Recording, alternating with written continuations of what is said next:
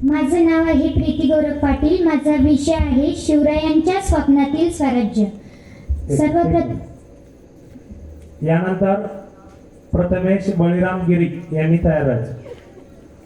पिसाळलेला कुत्रा माग लागावं,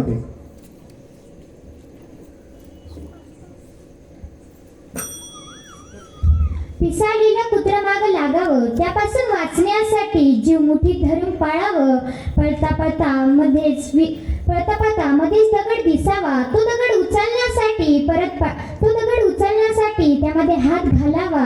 त्यामधून साप बाहेर निघावा, सापापासून वाचण्यासाठी परत पळावं. पळता पळता विहिरीत पडावं, विहिरीतून बाहेर यावं. समोर वाघ दिसावा, वाघापासून वाचण्यासाठी परत विहिरीत उडी मारावी.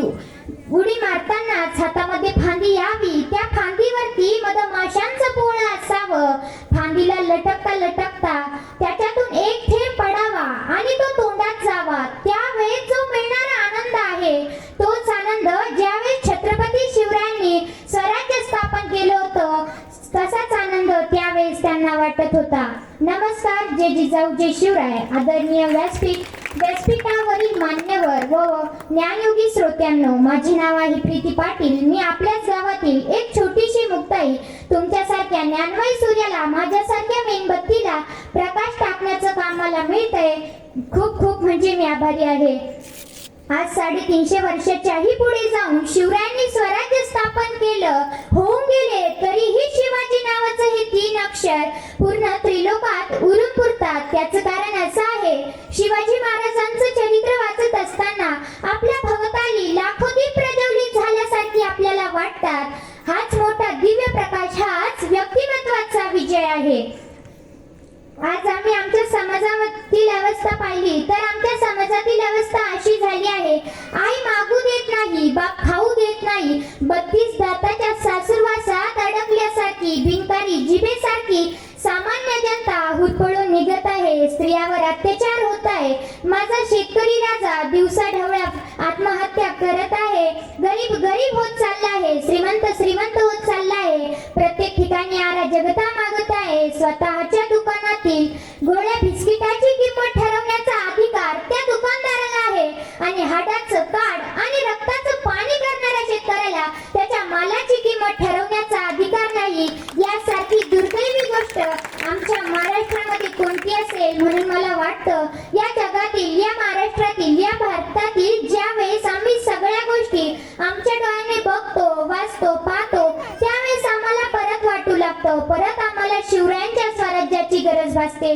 म्हणूनच संयोजकाला हा विषय घ्यावा वाटला, तो शिवरायांच्या स्वप्नातील स्वराज्य. म्हणून मी म्हणेन, अंधार फारच झालाय, एक दिवा पाहिजे. अंधार फारच झालाय, एक दिवा पाहिजे. या महाराष्ट्राला जिजाऊंचा शिवा पाहिजे. या महाराष्ट्राला जिजाऊंचा शिवा पाहिजे. शाहिस्ते खानाची बोट छाटण्यासाठी, शाहिस्ते खानाची बोट छाटण्यासाठी एक युवा पाहिजे.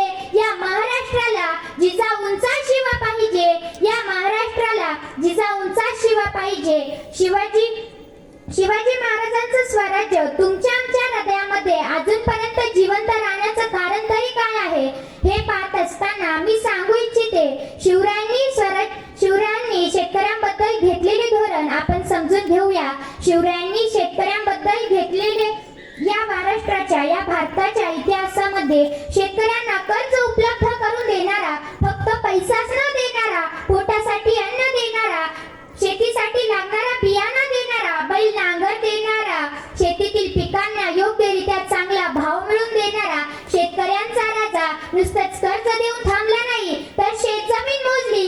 शेतजमीन मोजण्याचं जे तंत्र होतं तेच तंत्र आज आपण वापरत आहोत. यासारखी मोठी गोष्ट काय असेल, यासारखी मोठी गोष्ट काय असेल.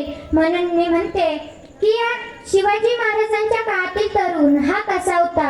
शिवाजी महाराजांच्या काळातील तरुण म्हणायचा, एक तुतारी द्या मज आणोनी, फुंकुनी ती माझ्या सर्व ताकदीने, भेदून टाकीने सर्व दाही दिशा, तिच्या त्या किंकारीने, तिच्या त्या किंकारीने.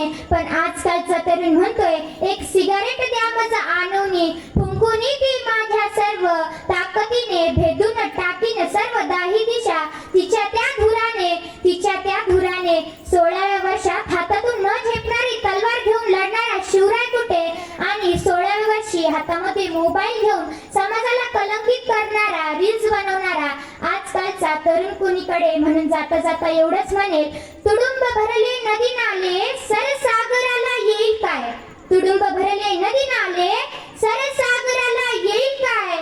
हजार जरी राजे झाले तरी राजा शिवाजी होईल काय. तरी राजा शिवाजी होईल काय. धन्यवाद. जय जिजाऊ जय शिवराय.